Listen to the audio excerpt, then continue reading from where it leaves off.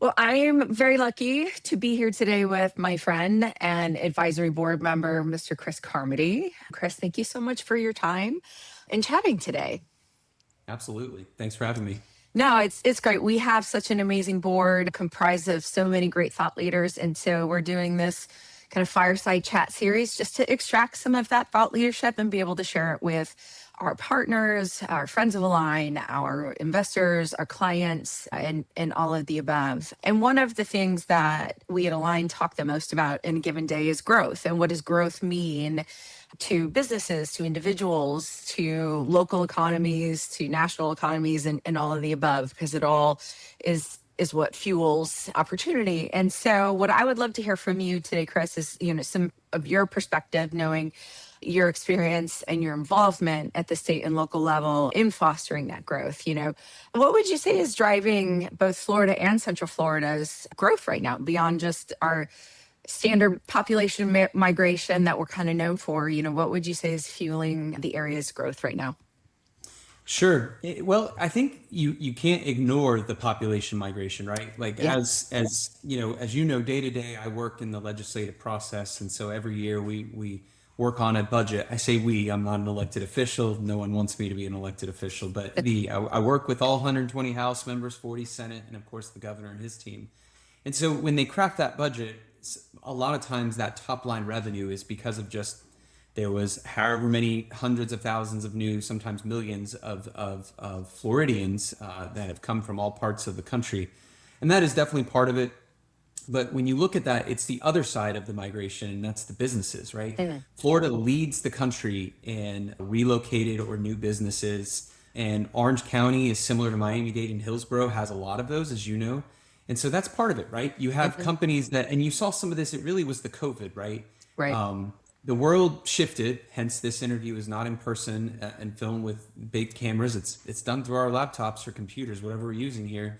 Yeah. And the world shifted, and a lot of businesses, big, small, and medium, said, "Why are we in?" I'm not going to pick on any states. We like to visit them all, right? But why are we in this state with our employees when we could maybe even trim down to half of who we need, and we can move to the state of Florida? And so you hear that expression, the free state of Florida, right? It's sometimes a political statement. I'm not trying Sure. to get into that, but the truth is these legislators, both Republican and Democrat, and the governor's office, when they look at laws that are proposed every year during the 60-day, sometimes longer, almost always longer these days session, it's through the lens of, okay, will this help or hurt business? Will Right. this create a regulation? Will this be a cost to the state government or to our businesses? And if your bill looks like it's going to increase the cost to a business, even if they don't necessarily like that business, it's probably dead on arrival. And you see that all Mm. the time. Republicans and Democrats will file a bill, they get real excited about something happened in their backyard. We're going to Mhm. fix this, we're going to do that. And, it's crickets because while there may be a problem in their particular area of the state, generally speaking, there's not a good vibe. Well, to use the kid Gen Zs, right, or Gen Alpha, the vibe, right? They don't want anything that's going to slow down growth, and that's because they Right. want more businesses coming here. And there's some other things that we get into. A lot of things the state are consciously doing, other than just less is more, right? But Right. there are things they're doing. But generally, regulations in Florida, while it's everything's still safe and such, not from construction to tourism, from ag in the tech space. The reason Space Florida and the Space Coast has grown is because we've asked the question: is this regulation necessary? And if Mm. not, then why is it there? And if no one can come up with a good answer of why it's there, they just take it off the books. Nice. Yeah, And I think that's really helped, right? And just for in sure. general, those businesses that have moved here are telling their colleagues back home or wherever they came from of like, hey, the water's warm. We're doing well. The tax structure is great here. There's no longer a business rent tax in Florida, as you know. Last session, they cut that from 2 pennies to nothing. So if you don't own but you lease your space, you no longer pay taxes on that. It was us and the great city of Manhattan that were charging that, no longer Yeah. in the state of Florida. So a lot of positive things they've done at the state level and the local level, but I think part of it is just our free structure for Mhm. businesses. Yeah, we see it in our client base. Their stories all start with, this is just a great state and a great place to start a business. So many of the origin stories of our clients are, I had a few $100 in my pocket and I just hung the shingle and I started my, XYZ business. And as the population has grown and tourism has grown, these products and services are more in demand. So you've watched these Florida-based businesses go on to grow into things much bigger than they ever anticipated to be, because it is such a pro-business state, and there's been a lot of resources and opportunity for them to do that. And we've also seen, by virtue of that, a tremendous amount of private equity investment really interested in Florida. So these businesses that started with a few $100 that have now grown to be good sized middle market businesses are attracting external investment, which is great for our state because it just adds more jobs and more revenue because it's sticky. It's all hyper local. And so you're seeing those be able to grow and expand even further. And so that's more and more of a trend. When we launch processes, the first question is it in Florida? And if it is, I absolutely want to take a look at it. Great to hear. Yeah, no, it's fantastic.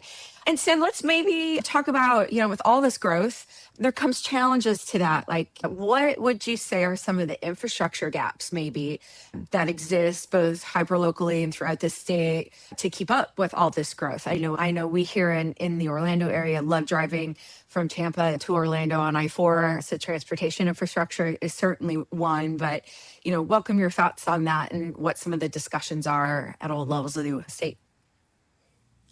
So part of that is, I think, transportation, which you just mentioned. You can't take that away. Unlike most states in the United States, we are a collection of major cities and hubs, as opposed to, think Georgia. Atlanta is the hub. It's also their capital, right? You could go to North Carolina, Charlotte.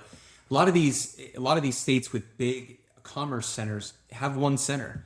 Well, in Florida, we're self-interested here in Orlando, but you've got Orlando and Miami and Tampa, and I'd throw Jackson that mix and give Tallahassee because of the university and the capital, but then you've got Fort Lauderdale and you got Boca, where all the wealth is. So, but how do we connect them all, right? There's a bright line that now runs up and down the kind of the southern spine of the state, but it hasn't gone to Tampa, to your point. It hasn't gone back up to Jax. And no one get to our capital unless you've got a full day to drive or a private plane. So, there's those issues, but the worst kept secret is housing has become a problem in the state of Florida, and there's been a lot to tackle that.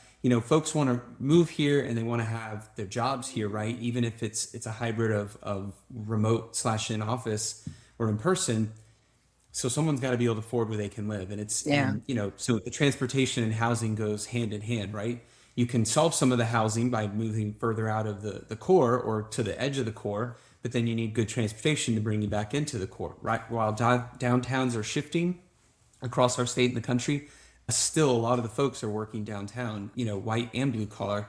And so they've got to figure some of that out. And, the state and the locals are doing their part. There was about 4 sessions ago, there was Live Local, a great piece of legislation that put a lot of cash, so put their money where their mouth is, into supporting affordable housing, workforce housing, attainable housing.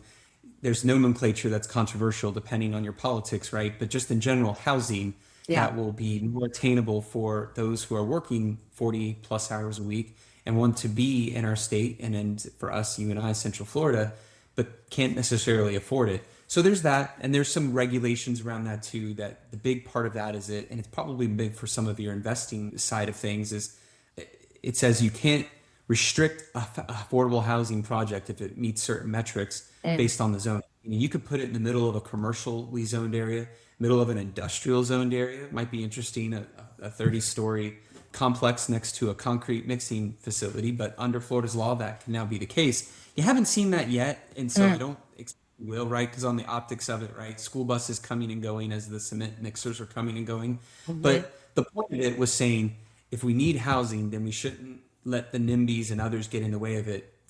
It should be in there. It should be in our communities. The investors want to come in and can make it work. And it's done some shifts in property, right? Like industrial property was usually a little cheaper now, but if you put a 20-story affordable housing unit in there and collect rents, that's actually probably more revenue than the cement mixing. So you've kind of had some of those friction points, but generally speaking, the state, the locals, everyone's investing in housing. You're seeing more on roads. The state has done a good job with moving Florida forward, of taking surplus revenue. And you saw it in COVID when all the roads were empty, right? The governor was barnstorming the state saying, we're going to make this I-4 Ultimate go faster, this and that. You're starting to see it still going forward. It's like, all right, let's move this project 10 years in advance, right? Instead of a 15-year project, it's going to 5, or instead of an 8-year project, it's 4.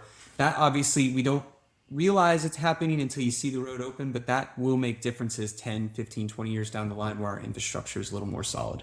But it is a problem working through it. And one thing I will say, people often forget, Florida ports are equally as a key to our economy and transportation and logistics. And, highlighting the pandemic, I was so impressed by, you just read where other ports across the country were shut down for a myriad of reasons. And again, you can politicize them, but Florida's ports were open and roaring, during that whole time, and continue to be a lifeline to the rest of the country in terms of being able to import and export the products that we all need. And that's a great, I don't know if you meant to segue, but something I should mention is our port, right? You've got one just 40 minutes east of Orlando, all of Florida ports, but you've got a unique situation here in Central Florida where you've got Port Canaveral, which is one of the largest, if not the largest, cruise ports in the country. And then just slightly north of it, and in their port, you've got just the fastest growing space business, right?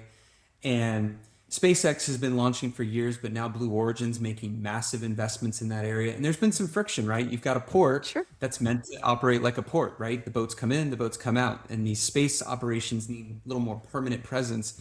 The state's gotten involved, working with the port, working with the parties to be, and they've kind of come up with better solutions, because no one questions how important the cruise industry is to the overall hospitality leisure side of Florida's, economic engine. But space is just growing, right? And it's supporting our universities, it's supporting all of our advanced manufacturing, and maybe not so advanced manufacturing, right? There's a lot of subs that work in that area that are, we're talking blue collar, hard labor, designing these things, putting welding, that is all supported by, Axiom, SpaceX, Blue Origin, you name it, launching from our coast and doing everything with it. So the way the state and the local communities have worked together, and including here in more core Central Florida, like Orange, Osceola, Seminole Lake, and Brevard, right? The surrounding counties, they've supported, because we've become a bedroom community for, and a business community for a lot of the subs and some of the primary workers out there. They live in Orlando, drive that 40 minutes to their job out there, and then come back, and vice versa. Some of those folks, you got a mixed house, right? Some that work in the Space Coast, some that work here. So it's kind of a beautiful little ecosystem we're building here that's creating a lot on all the layers of our economy, right? Not just white collar that you think when you think engineers designing everything, but everything down the line to support this system. It's pretty fun and neat to watch happening in real time. No, totally. And the finance nerd in me, as I watch all of these IPOs and the acquisitions that these groups are doing in the proverbial space race. But it's not just space, it's also now interconnecting into, you mentioned our educational systems, but AI.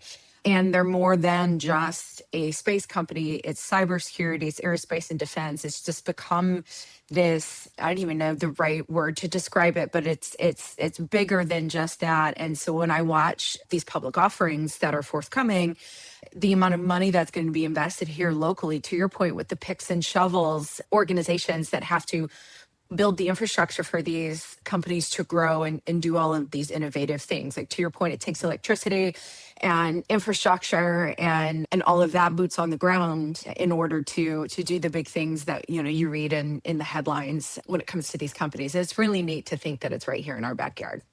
Yeah. I mean, you sort of see it with the anecdotally or personal connection, right? A friend of mine who's in the concrete business, their company just opened a permanent office structure over there on the Space Coast, because they're doing so much work on those pads, right? It's sort of like I'm on the legal field, right? You see a law firm, a big law firm, and you go, why do they have the office in this random city? No offense to whatever the city is. And then you find out one of their largest clients, maybe it's an auto manufacturer or whatever, is based there, and they want their lawyers there as well. You're seeing that with the Space Coast. It's such a massive enterprise that you're seeing companies that would maybe be otherwise based in certain areas. They're opening satellite offices, no pun intended, and they're setting up there on the Space Coast. And that's just driving all the business, right? Yeah. And we're feeling the ripple effects all across Florida, not just in Central Florida, as that continues to grow. Yeah, indeed, indeed, indeed. Well, I think we could sit and chat all day. I really appreciate your time, Chris. Really great insights on growth here in Central Florida and the state of Florida. Thank you again so much. I really appreciate your perspective. Absolutely. Thank you. Have a great day. You too. Thanks for having me.